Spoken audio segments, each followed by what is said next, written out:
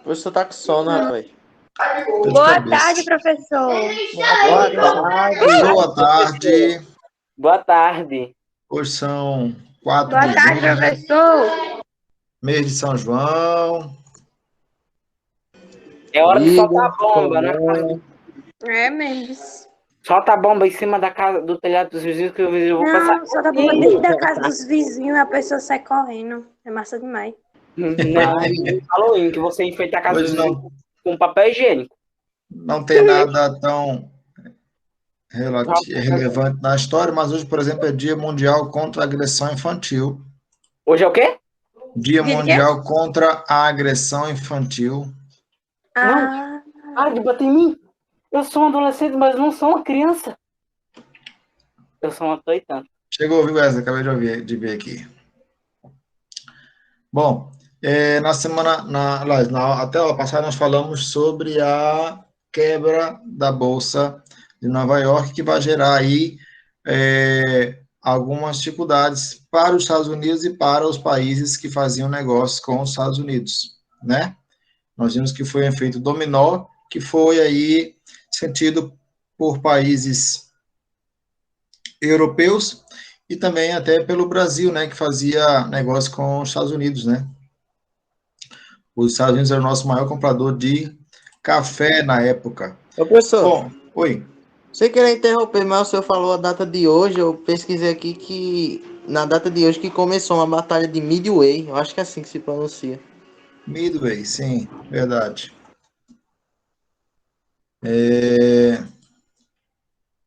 Cadê? Ah, faltou compartilhar, peraí. o senhor já ia esquecendo.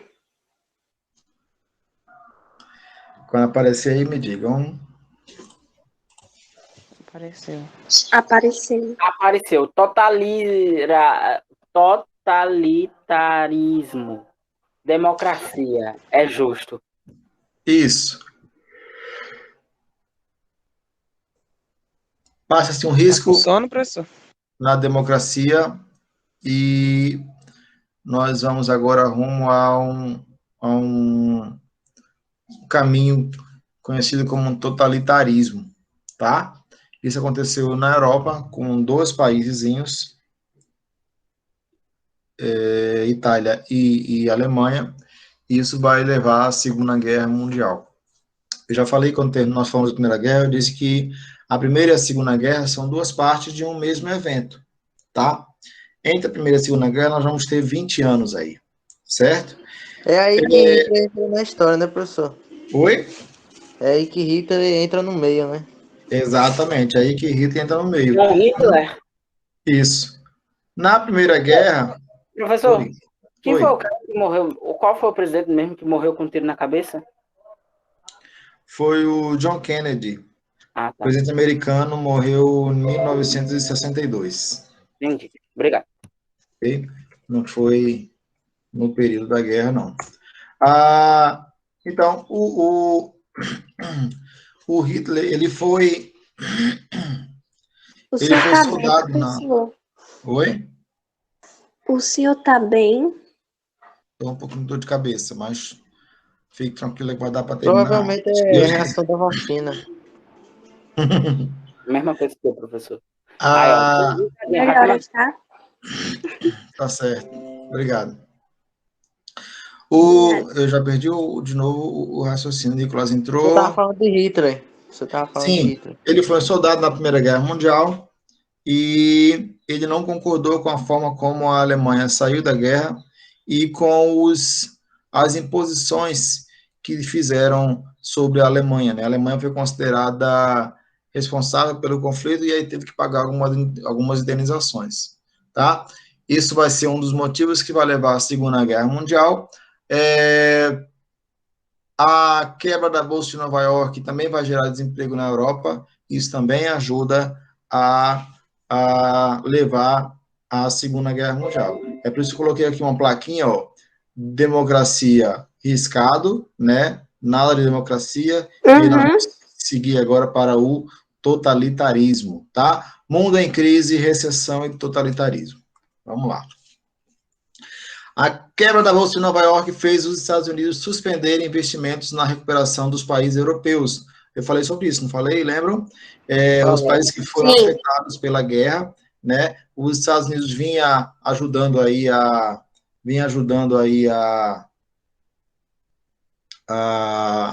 reerguer esses países, né? E quando acontece a quebra da Bolsa de Nova York, você vai ter uma crise nesses países, porque os Estados Unidos são obrigados a suspender esses investimentos, tá certo? Vai crescer, então, as críticas ao liberalismo político e econômico, porque ele vai ser incapaz de conter a crise. Pessoal, liberalismo econômico, o que é isso? É aquele sistema em que acredita-se que o Estado não deva interferir na economia. A economia ela deve seguir o curso, né, seguir o seu caminho, sem necessidade de intervenção estatal. A quebra da Bolsa de Nova York mostrou que esse caminho ele é errado, tá? A economia precisa, sim, da intervenção do Estado quando se fizer necessário para que não aconteça de novo o que aconteceu em 1929 com a quebra da Bolsa, tá? Oi. Mas se isso acontecesse nesse tipo, assim, como eu posso ser? O que aconteceu lá na quebra de bolsas, lá, e se acontecesse nesse ano, tipo, imediatamente? O que poderia acontecer agora? Tipo, agora, nesse momento. Agora? Agora. O efeito ia ser muito parecido com o que aconteceu em 29. Você ia ter vários países sofrendo uma crise econômica. Hoje, muito mais, porque hoje o mundo é muito mais globalizado do que naquela época. Tá? Um detalhe importante do capitalismo, o capitalismo ele é um sistema econômico em que ele tem crises cíclicas, ou seja, você vai ter uma crise no capitalismo a cada espaço de tempo, né? Essas crises elas estão ficando num período menor. Então, por exemplo, no início as crises eram de 15 em 15 anos, de 20 em 20 anos, e esse espaço de tempo vai diminuindo, 10 em 10 anos, 8 em 8 anos, tá? Essas crises, elas sempre vão existir no capitalismo. A crítica ao liberalismo econômico é que, se não houver intervenção estatal, você vai ter muito mais crises, né? Essas crises vão se tornar muito mais constantes, ok? A crise de 29 não foi a primeira e também não foi a última. Nós vivemos uma crise, por exemplo, em 2010, mundial. Do quê? Crise econômica mundial, tá? Aumenta desemprego, você vai ter países passando por déficit econômico. Antes de começar a pandemia, o mundo já estava caminhando para uma nova crise, inclusive, uma nova crise econômica. Na qual? Okay? Econômica. Tá? A pandemia, ela agravou esse problema dessa nova crise, tá? Então, as crises no sistema capitalista, elas sempre existiram e sempre vão existir, ok? Se o Estado não adianta nem fazer nada, né? Que vai do mesmo jeito existir para o resto. Isso, exato. O que os países têm que fazer nos momentos em que está em expansão, ou seja, em que não há crise, eles precisam se preparar para os momentos de crise. Lembra de uma história bíblica em que o faraó tem um sonho e aí José é chamado para interpretar o sonho e ele fala, as 7 vacas gordas significam 7 anos de abundância, 7 anos em que você vai ter uma boa colheita. E as 7 vacas magras são 7 anos de seca. Então, é necessário, durante os 7 anos de vacas gordas, armazenar alimento para ser usado no período de 7 anos de vacas magras. Já ouviu essa história? Não. Eu já vi uma vez. Acho que eu não me lembro onde, mas eu já ouvi já. Eu não ouvi falar, não. É uma história bíblica. Sim, professor. Estou desatualizada de tudo. Eu nunca ouvi, mas já ouvi falar. Quando José interpretou os sonhos de faraó, quando ele foi preso, 2 sonhos de dois homens que estavam com ele e se realizaram. Isso. Então, o que os países têm que fazer hoje? no momento em que está em expansão econômica, é preciso se guardar uma reserva, porque no capitalismo não é sempre que você vai estar em expansão. Uma hora você vai estar crescendo, outra hora você vai estar diminuindo. Ok? Bom, cresceram as críticas ao liberalismo E hoje em econômico. dia existe, a gente tem que economizar no que a gente faz. Exato, exato. Vai, continua. Liberalismo econômico e político econômico, incapaz de conter a crise, e a Europa passou a viver uma profunda polarização política. Polarização, ou seja, você vai ter grupos opostos, tá? Que vão aí disputar o poder. De um lado, você vai ter trabalhadores, ativistas políticos e intelectuais que denunciavam o capitalismo como responsável pela crise e pregavam uma revolução socialista. Lembrem-se que a Rússia tinha passado por uma revolução socialista, né? E esse era, inclusive, o medo dos países capitalistas, que outros países acabassem passando pelo mesmo processo que a Rússia passou. De outro lado, você vai ter setores da classe média e a grande burguesia que estavam preocupados com a iminência de uma revolução.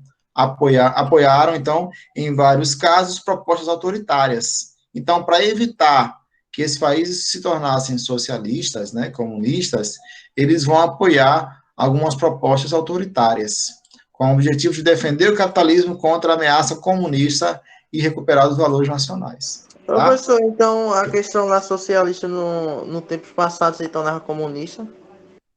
Como? Não entendi, Marcos. Os países do tempo passado dessa guerra mundial, que era socialista, se tornaram comunistas? Não, A maioria. a Rússia, ela se tornou socialista, né? Passou pela Revolução em 1917. Quando a Rússia passa pela Revolução e deixa de ser capitalista, passa a ser socialista, os principais países capitalistas, Estados Unidos, França, Inglaterra, vão ficar com medo, claro, que outros países também se tornem socialistas, tá? Então, o próprio investimento dos Estados Unidos nos países europeus, no pós-guerra, se deu para evitar que a Rússia fizesse essa ajuda e, consequentemente, esses países se tornassem socialistas. Tá? Então, na Europa em si não vai ter tantos países se tornando socialistas, mas na África, na Ásia, sim. Tá? Aqui na América, acho que foi só Cuba que se tornou. Né? Os outros não. Bom, nesse contexto, pessoal, que vai surgir aí alguns governos totalitários, tá? Dos quais vão se destacar aí o fascismo na Itália e o nazismo na Alemanha, tá? O que é totalitarismo? Totalitarismo se caracteriza pelo abuso da autoridade no exercício do poder. É um regime extremo, tá? Em que a vontade de um grupo governante se confunde com o direcionamento do Estado, em que as relações sociais, o cotidiano, assim como a imprensa, a cultura e o sistema educacional são controlados pelo governo e rigidamente policiados. Ou seja, num governo totalitário, o governo, né, aquelas pessoas que estão, que fazem parte do grupo dominante, eles querem controlar todos os setores da sociedade, inclusive aqueles que formam opinião, aqueles que atingem as grandes massas, como a imprensa, a cultura e o sistema educacional. Ok?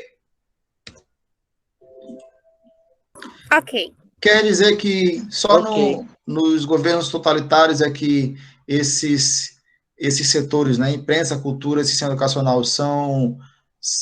só nos governos totalitários é que esses setores são... como é que eu vou dizer? Que existe a tentativa de controle? Não. Nos governos totalitários, isso é feito de forma mais assintosa, né? De forma mais clara.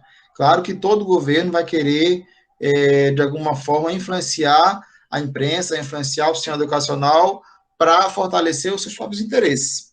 Mas, no caso dos governos totalitários, isso é feito de forma aberta e clara, né? Eles não fazem questão de não mostrar caro. Por isso que, muitas vezes, nos governos totalitários, a imprensa, ela é censurada. A imprensa não pode falar o que ela quer, não pode perguntar o que ela quer, tá? Você vai ter sempre problemas aí com governos autoritários e totalitários e a imprensa, tá?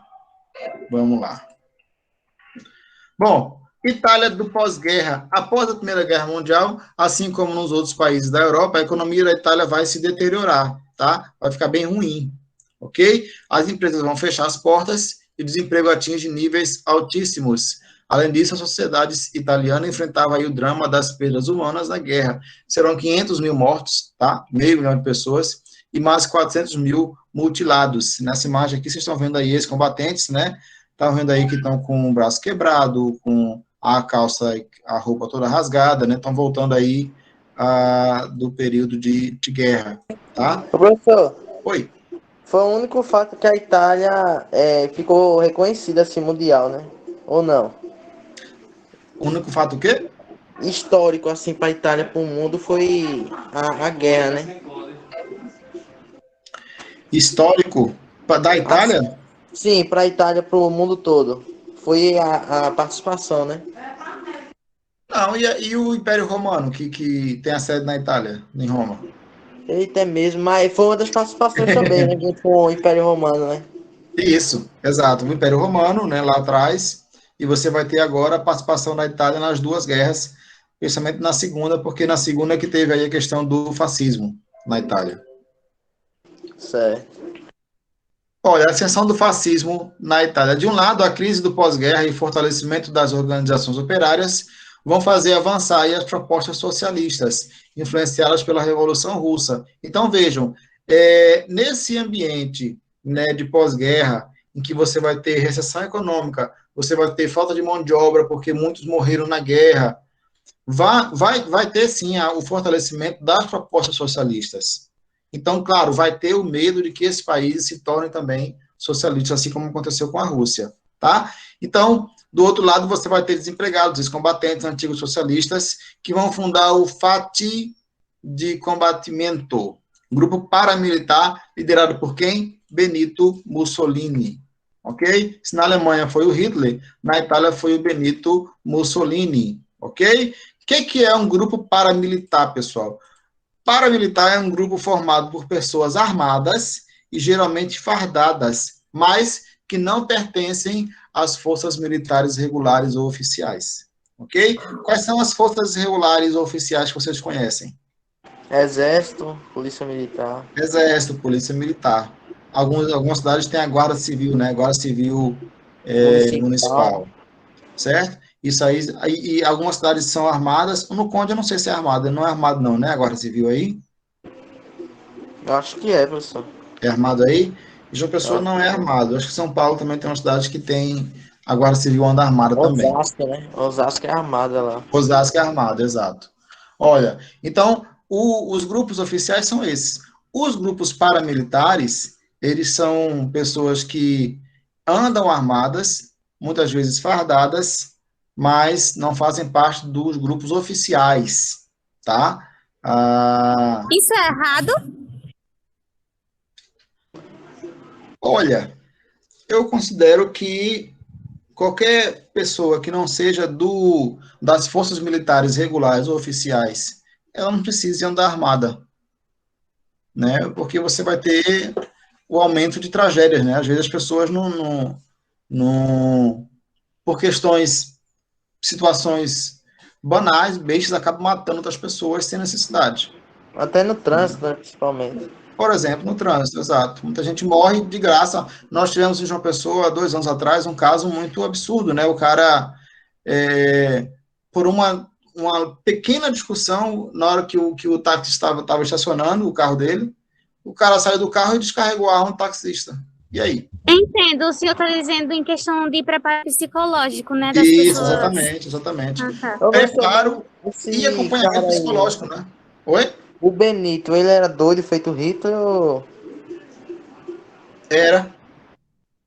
Aí ele é a versão Hitler, só que da Itália, né? Da Itália, exatamente. O Benito Mussolini, ele vai ser muito ajudado pelo Hitler, né? Ele vai ajudar o Hitler e também vai ser muito ajudado por ele, tá? Mas, assim, o Hitler, ele era mais inteligente, ele tinha um projeto, né, para o que ele chamava de nação ariana e tal. Nós vamos chegar lá, vou falar do Hitler também. Bom, o Benito Mussolini, né, o movimento dele, ele combatia os comunistas, a democracia liberal e as organizações operárias e socialistas, tá?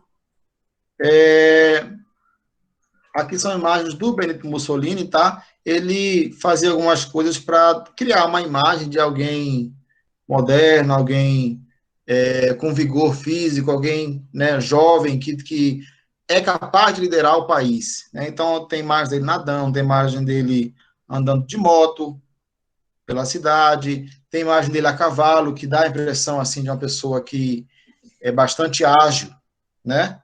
Então, é um cara que se preocupava muito com a imagem, tá? A forma como esses caras usam a imagem diz muito sobre os objetivos deles, aonde é que eles querem chegar, né? E como eles querem chegar. Quando ele trabalha essa imagem, né, para fazer com que ele fique parecendo uma pessoa para frente, uma pessoa capaz de liderar um país, muitas vezes vai levar a uma ditadura. Ok? Porque, a princípio, ele vai ter o apoio do povo. As pessoas, às vezes, não veem maldade, né? Vê um cara esperto, vê um cara que parece ser um líder, né? E aí acabam apoiando esses caras. O Benito Mussolini, ele chega ao poder na Itália através do voto, ok? Não foi através de ditadura. Depois é que ele se torna um ditador. Mas, a princípio, ele chegou através do voto. Bom, Marcha sobre Roma, 1922. Em outubro de 22, os fascistas promoveram aí a Marcha sobre Roma. Pressionado, o rei convocou o líder fascista, né, o Mussolini, chamado então de Duce, que é o condutor, para ocupar o cargo de primeiro-ministro. Olha o que eu falei, cadê? Pressionado, o rei, nessa época ainda a Itália era uma monarquia, tá?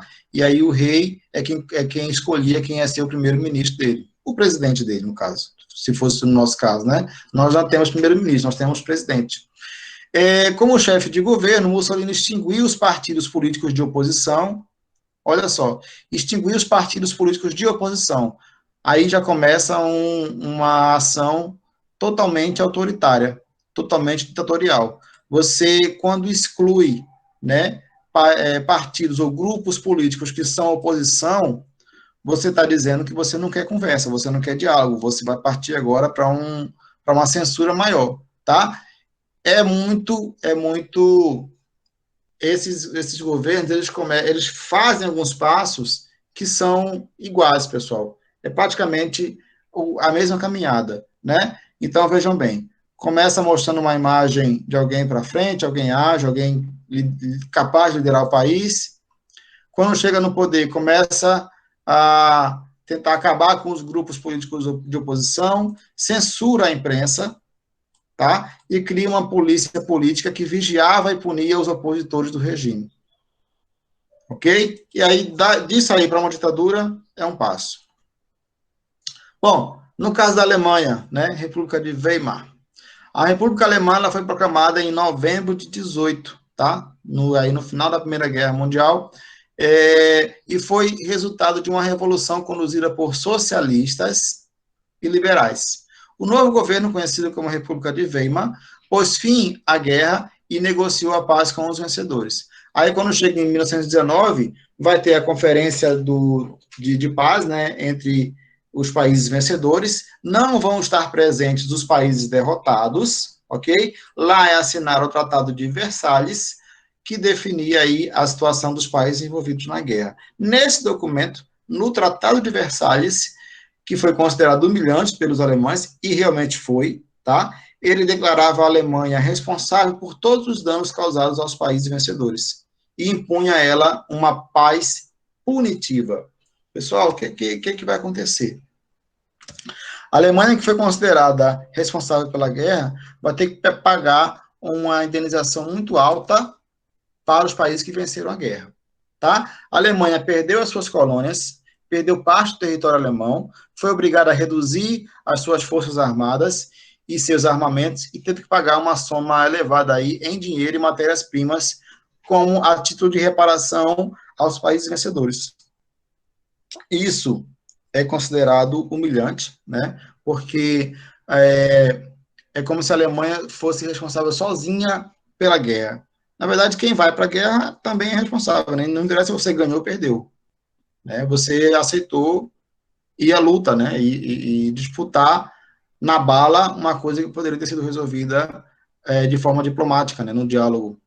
Bom, a fim de efetuar os pagamentos estabelecidos pelo tratado, que se prolongaram aí por vários anos após o conflito, o governo de Weimar assumiu enormes dívidas, principalmente com quem? Com os Estados Unidos, que foram um país que saíram aí como os grandes vencedores da Primeira Guerra Mundial. Por que os grandes vencedores? Não tiveram uma rua destruída, um prédio caiu, não caiu nenhum prédio nos Estados Unidos, tá? E ainda venderam armas e alimentos para todo mundo aí durante a Primeira Guerra Mundial. Entraram no finalzinho já e ajudaram a ganhar o conflito, ok?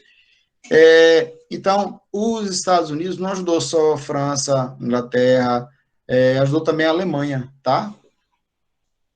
Nossa, Okay? ele coloca a cara em tudo, né? Exato, mas isso é uma estratégia para que você O nome desse evite... se chama intrometido. Uma estratégia para criar influência. Hitler é muito inteligente. Olha, gente, é como se dizem. Eu não teria conseguido se não fosse essas crianças encheridas. Ou então, encherido. A intenção dos Estados Unidos em ajudar todo mundo é evitar que esses países fossem ajudados pela Rússia e, consequentemente, acabassem se tornando socialistas. Ok? É você manter ali a sua zona de influência para evitar o avanço do socialismo na Europa. Porque a Europa é um continente-chave, um continente muito importante para o resto do mundo. Muita coisa do que acontece na Europa, ela vai ser irradiada para outros países, tá? Isso, pessoal, de muito tempo, tá? Por exemplo, o Brasil se tornou independente em 1822. O Brasil se tornou independente, assim como todos os países da América Latina se tornaram independentes, pós E o Brasil era dependente movimentos... de quem? Oi? O Brasil dependia de quem? O Brasil era colônia de Portugal. Ainda? 1822, lá atrás. Ok? Inclusive, ano que vem faz 200 anos de independência. Os movimentos de independência na América tiveram como influência, né, como inspiração, a Revolução Francesa, por exemplo, que aconteceu lá na França. Certo? Então, a Europa é um continente estratégico para qualquer processo histórico.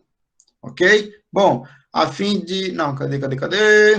A situação deixou... Sim, os Estados Unidos entrou em crise por causa da quebra da Bolsa, né? E aí, claro, eles param de mandar dinheiro para os países europeus. E aí, o que vai acontecer com a Alemanha? A economia alemã, que era muito frágil e dependente de capitais estrangeiros, também vai cair, também vai quebrar. Então, olha como foi grande o estrago provocado pela quebra da Bolsa de Nova York. Quando você leva esses países à miséria, né, você vai ajudar aí a criar um cenário em que movimentos totalitários cheguem ao poder e causem mais estrago ainda. Ok? As dificuldades econômicas da Alemanha no início do século XX acirram os problemas sociais. Você vai ter mais desemprego, mais concentração de renda e mais empobrecimento da classe média e das classes trabalhadoras. A República enfrentava ainda a forte reação da burguesia e das classes médias, que responsabilizavam o governo pela derrota alemã e o acusavam de favorecer o movimento operário e socialista. Então, notem, vai ter uma briga aí, né, uma tensão entre a burguesia e as classes médias e o movimento operário e os socialistas, ok? Essa confusão aí, ela vai permear toda a década de 20, início da década de 30, ok? Quem se aproveita disso? Um rapaz chamado Adolf Hitler. Partido nazista na Alemanha. Olha, com a crise econômica e social que atingia a Alemanha durante a República de Weimar, agravada pelos ressentimentos nacionalistas, criou o cenário ideal para a fundação, em 1919, do Partido Nacional Socialista dos Trabalhadores Alemães, o Partido Nazista, de extrema direita. Ok? Pessoal, nazista vem de nazi, tá? Nazi é a abreviatura, né? São as iniciais em alemão disso aqui, Partido Nazista Socialista dos Trabalhadores Alemães. Ok? Por isso que chama de nazista, vem de nazi. Tá? Então, era um partido de extrema-direita. A doutrina nazista, articulada politicamente em torno do partido, proclamava o quê? Superioridade do que eles chamavam de raça ariana. Eles achavam que os alemães, eles teriam origem nessa raça ariana, portanto, essa raça seria superior a qualquer outra raça, né, que existiria na época. Então, eles vão usar esse sentimento aí de superioridade para conseguir cada vez mais seguidores, cada vez mais apoiadores, e esses apoiadores levam Hitler ao poder, e aí a bagaceira está feita, né? Como vocês já devem saber. Bom, exploração do sentimento nacionalista. Para conquistar seguidores, os nazistas procuravam explorar o sentimento nacionalista da população alemã, abalada com os resultados da guerra, prometendo o quê? Resgatar a honra nacional, defendendo a destruição dos principais inimigos da Alemanha. E quem seriam esses inimigos? Do ponto de vista externo, seriam as potências que impuseram o Tratado de Versalhes, entre elas, principalmente, a França e a Inglaterra. E internamente, quem seriam? Os judeus. Os judeus, eles foram acusados, na Alemanha, de conspirar contra o país, tá? Os comunistas e o governo republicano liberal de Weimar. Ok? É por isso, por exemplo, que o Hitler, quando começa a Segunda Guerra Mundial, ele vai perseguir aí os judeus a todo custo, né, pessoal? Você vai ter aí, ao final da Segunda Guerra, um saldo de 6 milhões de judeus mortos no Holocausto. Ok? Além disso, a estrutura do partido fortemente militarizada, tá? Desconfiem quando um líder quer militarizar, quer armar a população, tá? Isso não é boa coisa. Simbolizava a ideia de ordem num país desorganizado, política, social e economicamente. Bom, inteiramente dependente das exportações e dos empréstimos externos, a Alemanha sofreu as consequências da crise de 29 e da retirada dos capitais, né, do dinheiro dos americanos, dos Estados Unidos. Muitas indústrias fecharam suas portas e o desemprego industrial chegou a 44% da população economicamente ativa.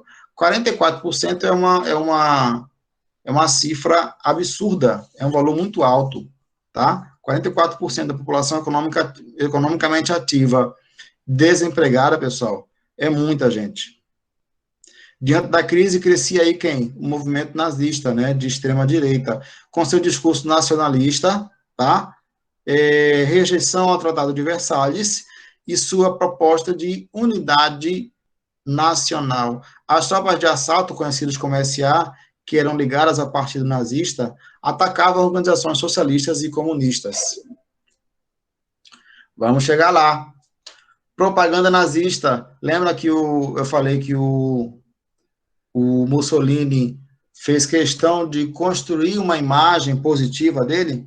No caso dos nazistas foi a mesma coisa. No caso de Hitler foi a mesma coisa, tá? Para ampliar o apoio popular, o governo nazista investiu pesado em propaganda para construir uma imagem benéfica de seu maior líder, que era Adolf Hitler, com esse cartaz aí ao lado de uma criança, né? Em 1934, que dizia: crianças, o que vocês sabem do Führer, né, do líder nazista? Qual? Não, professor, o nazista, ele buscava o que mesmo? Os nazistas? Buscava o quê? Eles, como eu posso dizer, eles perseguiam quem? Os judeus, perseguiram os judeus. Mas por que eles seguiam os judeus? Não só judeus, tá? Eles perseguiam os judeus porque consideravam que os judeus traíram a Alemanha, tá? Mas eles perseguiam qualquer outro povo que não fosse da mesma origem deles, que eles consideravam que era superior. Então, não foi só judeu que foi perseguido na Segunda Guerra, não. Judeu, negro, cigano, diga. Ciganos também, caramba. Também. Mas eu vi, meu nome. Mas eles foram pegos em que década? Quem? Os judeus? Não, os nazistas. Quando eles foram pegos? Tipo, sumiram do mapa. Tipo, foram pegos, presos. Sim, tá, bom. Eles não sumiram. Ainda existem hoje grupos, são chamados grupos neonazistas, que têm as mesmas ideias do Hitler. Mas eles foram derrotados ao final da Segunda Guerra Mundial. Tá, obrigado. Ok? Hitler caiu, né? Ele teria... A versão oficial é que ele cometeu suicídio, mas existem aí algumas teorias que falam que ele teria vindo teria fugido para a Argentina, por exemplo, para onde fugiram muitos nazistas. Professor, inclusive, oi. Sabia que teve uma novela que falou sobre um nazista também? Era uma reprise. Eles estavam tentando pegar um cara, um velhinho. Aí ele, no final, se deu muito mal, que até a própria família de uma das protagonistas tinha... Igor, repete aí, por favor, o começo.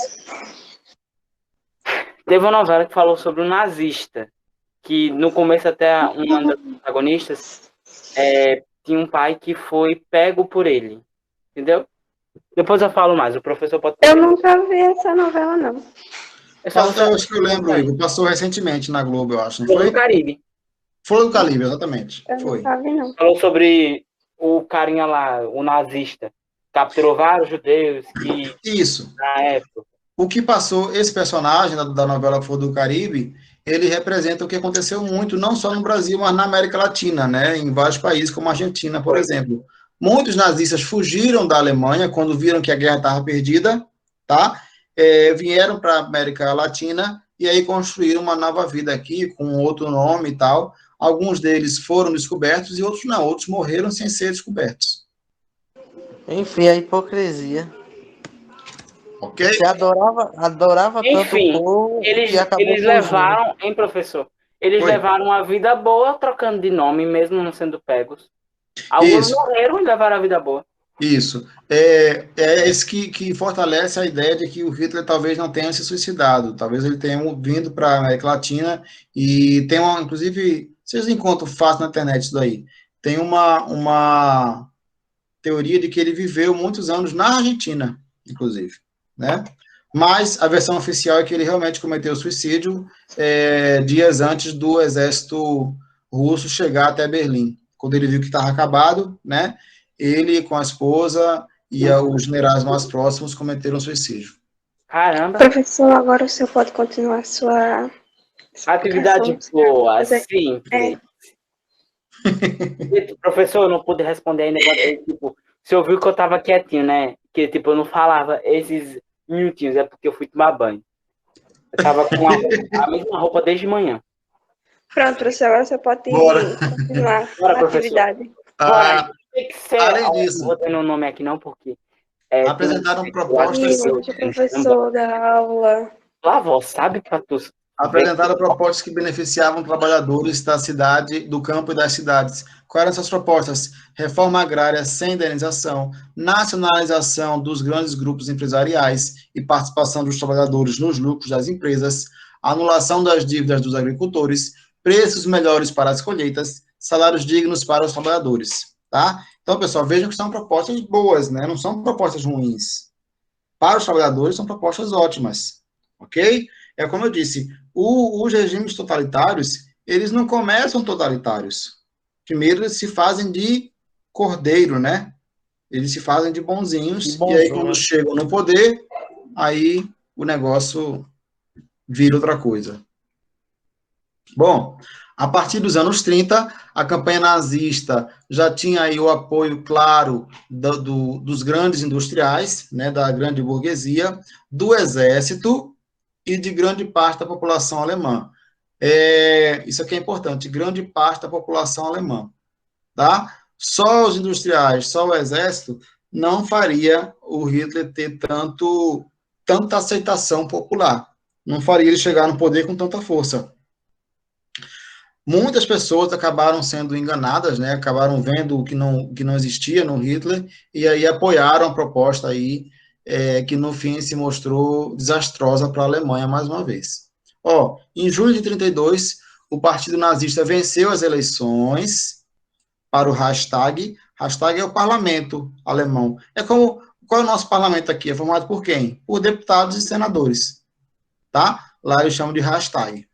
Então, o Partido Nazista venceu as eleições. Reichstag. Ah, muito difícil de decorar esse nome. Bom, Hashtag. venceu. O que eu quero chamar a atenção é o seguinte: eles venceram as eleições, ou seja, eles foram escolhidos pelo voto. Ok? É um erro dizer que os nazistas chegaram ao poder através de um golpe. Não, eles chegaram enganando as pessoas, mas chegaram através do voto. Ok? Depois é que virou o que virou. Bom, em janeiro do ano seguinte, Adolf Hitler foi convidado para assumir a chefia do governo alemão. Os nazistas chegaram ao poder. Pronto, pelo voto, viu, pessoal? Pelo voto. Agora começa a bagaceira. Da democracia para a ditadura. 27 de fevereiro de 33, olha, em julho de 32, venceram a eleição. Em janeiro, o Hitler foi convidado para assumir a chefia do governo, em janeiro. Quando foi em fevereiro, né, finalzinho de fevereiro, os nazistas vão incendiar o prédio do parlamento, que ficava em Berlim. Fazer churrasquinho de Hitler. O Hitler já tinha morrido.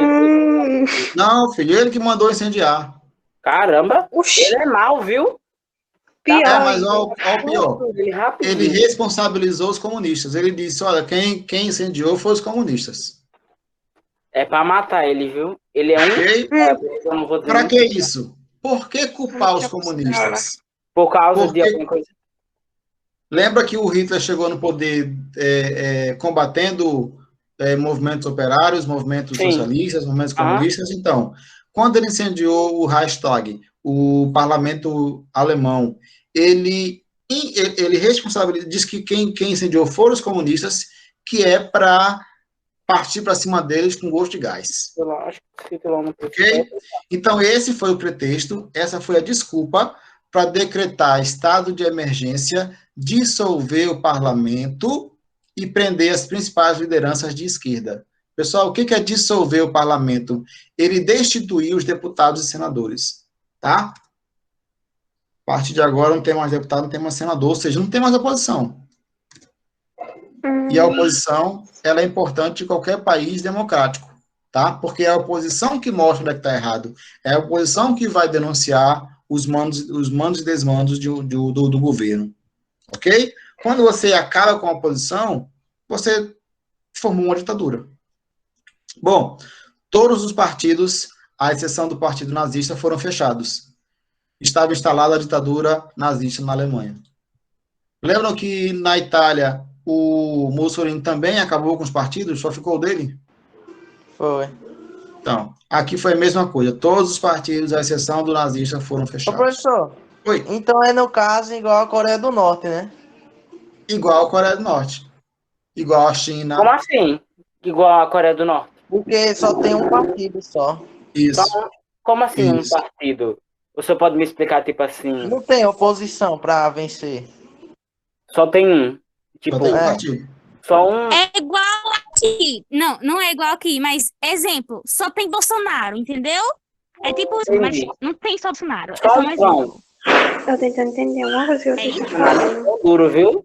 É só um Ele levou... partido. Não, mas aqui nós temos ainda alguns PT. partidos, né? Vamos deixar o professor dar aula, minha gente. Não, você... Não, professor, Ai, eu meu tô Deus. dando exemplo. É só um partido, tipo PT, entendeu? Que não vai ter concorrência, mas aqui no Brasil tem. Tem vários. Isso, aqui tem, exato. Tem vários. Professor, tipo, Eu não Oi. dou exemplos. não. Se fosse PT, entendeu? Aham, entendi. Obrigado, Cecília. Você é melhor nos exemplos. Verdade, hein? Posso? Pode, Continue, professor. professor. Ai, Bom, ideologia nazista. A ideologia nazista combinava aí o expansionismo, belicismo, né? O ato de você está guerreando, nacionalismo e racismo. 2 conceitos fundamentais resumiam... Oi? Racismo? Sim. Racista. O cara é racista, velho. Sim. O racismo é a discriminação a qualquer raça, tá? Não é só o negro, não. Vamos. Ok? Continue. Já vai começar 2 a guerra conceitos aqui. fundamentais que resumiam aí as ideias dos nazistas eram pan-germanismo e espaço vital. Pan-germanismo, segundo essa tese, o Estado alemão deveria incorporar os territórios de outros países europeus habitados por populações alemães, formando uma grande nação ariana. Lembrem-se que na Primeira Guerra Mundial, a Alemanha perdeu território quando perdeu a guerra. Tá? Então, essa ideia do pan-germanismo é também para reaver esses territórios perdidos. Perfeito? 2, espaço vital. Por esse princípio, os povos que os nazistas consideravam inferiores deveriam ser dominados, garantindo territórios onde a nação ariana ou alemã pudesse se desenvolver plenamente. Esse espaço vital correspondia, em grande parte, à Europa Oriental, incluindo todo o território soviético. Ok? Ok. Ok, professor. Bom, então é isso. Tem aqui um exercício, mas não passarei hoje para vocês. Passarei na próxima Sabia que ia aula. No caso, os soviéticos seria quem? Não entendi. No caso, os soviéticos aí nesse final seria quem? O território soviético? O território russo. Da Rússia, né? Da Rússia, exato. Não só a Rússia já era uma União Soviética, eram vários países, né, que formavam a União Soviética. Eles queriam, na verdade, algum desses territórios que era hoje controlado, que era na época controlado pela União Soviética. E hoje não são mais porque se tornaram países independentes novamente. Ok? Então, pessoal, é isso. Eu vou fechar aqui a gravação e fazer uma chamadinha para vocês. Sim, o exercício passa segunda-feira. Ô, professor, você não poderia passar agora, não? Agora? Não, Cecília, Gente, quanto antes melhor. Quanto antes melhor. Não, hoje eu fiz